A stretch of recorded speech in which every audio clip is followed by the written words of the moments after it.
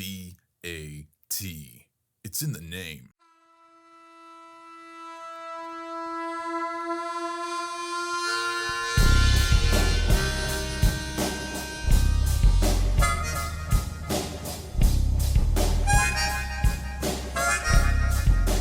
Welcome into the Friday Refresh, brought to you by Team Ben and Travis for St Jude Marathon weekend. We have several people who have signed up to run on our team and many more who have given to this great cause. You can go to benandtravis.com and go to the St Jude link. Josh Thorne and I are still trying to reach our $4,000 commitment each, and we could use your help. So go to benandtravis.com and the St Jude tab. A few days ago, I posted something on social media. I hadn't really said a lot over the years online about the thing that pushed me towards counseling as a profession. It wasn't the final push, but it started the interest and it started the journey. It was the day that my girlfriend was killed in a tragic car accident. This week was the 26th anniversary of that event, and there have been other tragic events that have taken place locally here lately that have hit close to my heart. I felt the lessons learned then could also help some now.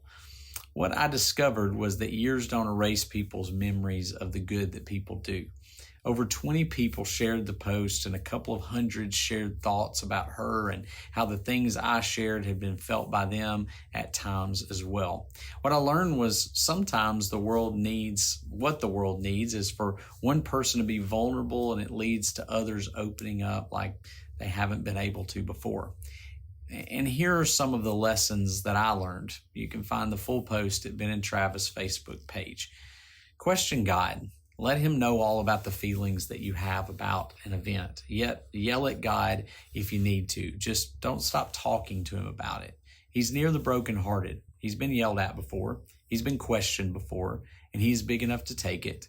And he's good enough to take you through it. Recognize this as a chapter and not the conclusion. It may be a devastating chapter, but it is just that. There were good chapters before, and there will be good chapters to come.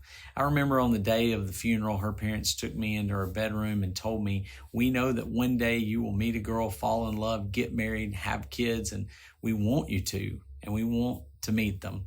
And they have. I'm not sure how hard that conversation would have been as a parent, but they've been so good to me and my family through the years. I cannot imagine life without my wife right now. She brought me through a lot of hard times. Because of my pain, she had to compete with someone who left a legacy. But we have built a marriage and a family that I would never trade, which includes 5 kids who are a blessing beyond measure. And no two experiences are the same. My chapters have been very different from her parents' experiences and from those of her friends at school and otherwise. I cannot imagine their experiences, but I've tried to be empathetic towards them. Each of our experiences altered life. My experience altered my trajectory in my career. I had gone to college for ministry, and yet it would be the University of Hard Knocks that further directed my path.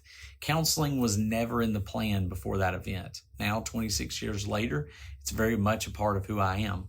I know what pain and devastation feels like, and I do what I can to help others through it. But I also know everyone goes through and processes this sort of thing differently from everyone else. Don't assume you know how they should grieve, and for goodness sake, don't hold them to a timeline. It's been a lot of years, 26 of them to be exact, but every so often it happens. A news story of a young person taken too soon, a date on the calendar, or a random smell in the air can bring with it a feeling in my gut. It's a feeling of loss, but it's also a reminder of a faithful God who is never finished writing our story until we step into eternity. And maybe someone you know needs to hear something in this today. Share it with them. And by all means, let those you love know that they are loved today. And that is your Friday Refresh.